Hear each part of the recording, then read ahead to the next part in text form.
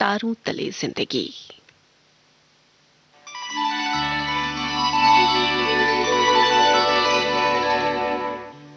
तारों तले जिंदगी।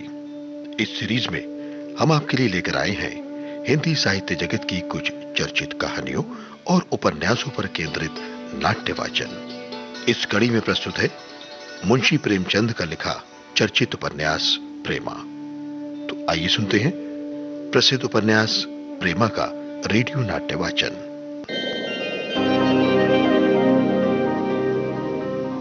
अमृत राय ने पूर्णा को बड़े बनाव श्रृंगार में नहीं देखा था, पर जब अमृत राय ने देखा तो उसके बनाव श्रृंगार से तो पहले ही प्रभावित थे, पर उसके भोलेपन ने और असर डाल दिया। अब सुनते हैं प्रेमा के रेडियो नाट्य वाचन की 22वीं कड़ी।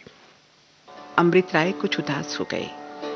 यज्ञनी जो कलेजे से सुलग रही थी, जिसको उन्होंने सामाजिक सुधार की राख तले दबा रखा था, इस समय क्षण भर के लिए धड़क उठी। जी बेचैन होने लगा, दिल उकसाने लगा कि मुंशी बद्री प्रसाद का घर दूर नहीं है, दम भर के लिए चले चलो, अभी सब काम हुआ जाता है।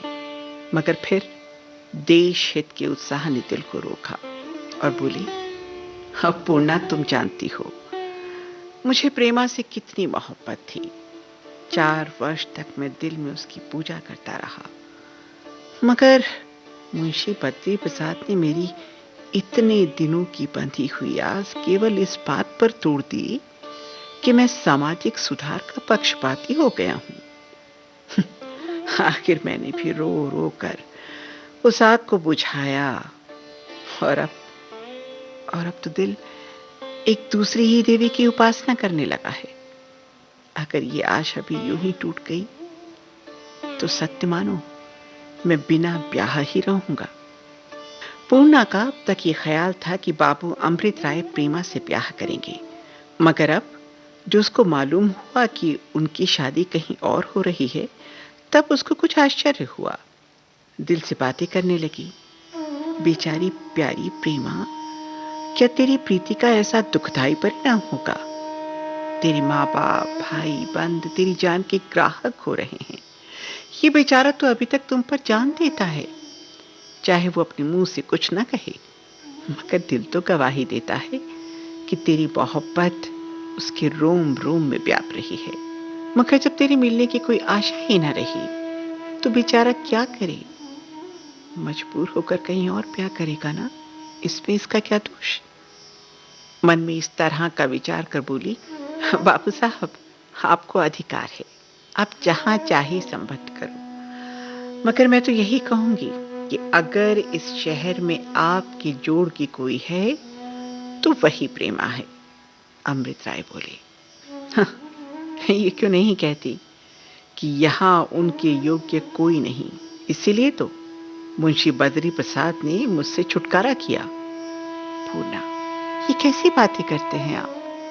प्रेमा और आपका जोड़ ईश्वर ने अपने हाथों से बनाया है।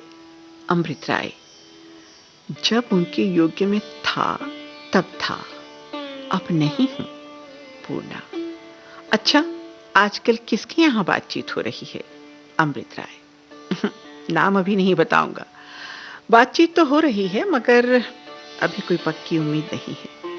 पूर्णा, वाह, ऐसी भी कहीं हो सकता है? यहाँ कौन ऐसा रईस है जो आपसे नाता करने में अपनी बढ़ाई न समझता हो? अमृत राय, नहीं, कुछ बात ही ऐसी आ पड़ी है। पूर्णा, देखिए, अगर मुझसे कोई काम हो तो मैं करने को तैयार हूं। जो काम मेरे योग्य हो बस बता दीजिए। अमृत राय मुस्कुरा कर बोले, अरे तुम्हारी मर्जी बिना तो वो काम पूरा हो ही नहीं सकता। तुम चाहो तो बहुत जल्द मेरा घर बस सकता है। पूर्णा बहुत प्रसन्न हुई कि मैं भी इनके कुछ काम आ सकूंगी। उसकी समझ में इस वाक्य के अर्थ नहीं आए कि तुम्हारी मर्जी बिना तो वो काम पूरा हो ही नहीं सकता। उसने समझा कि शायद मुझसे यही कहेंगे कि भाई जाके लड़की को देख आओ, 6 महीने के अंदर ही अंदर। वो इसका अभिप्राय भली भांति समझ गई। बाबू अमृत राय कुछ देर तक वहां बैठे। उनकी आंखें आज इधर से उधर घूमकर आती और पूर्णा के चेहरे पर गड़ जाती। जब वो कनखियों से उनकी ओर ताकती तो वो दूसरी ओर देखने लगते। आखिर वो उठे और चलते समय पूर्णा से बोले, पूर्णा जी, ये गजरा तुम्हारे लिए लाया हूँ, देखो तो इसमें से कैसी सुगंध उड़ रही है। पूर्णा भौचक हो गई। ये आज अनोखी बात कैसी? 1 मिनट तक तो वो इस सोच विचार में थी कि लूं या ना लूं। उन गजरों का ध्यान आया जो उसने अपने पति के लिए होली के दिन बनाए थे। फिर प्रेमा की कलियों का ख्याल आया। उसने इरादा किया मैं न लूंगी। जबान से कहा, मैं इसे लेकर क्या करूंगी? मगर हाथ आप ही आप बढ़ गया।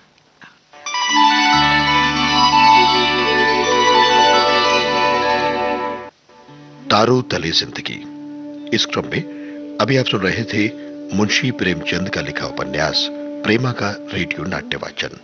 स्वर डॉक्टर ऋतु राजपूत का था और प्रस्तुतकर्ता थी काजल सूरी।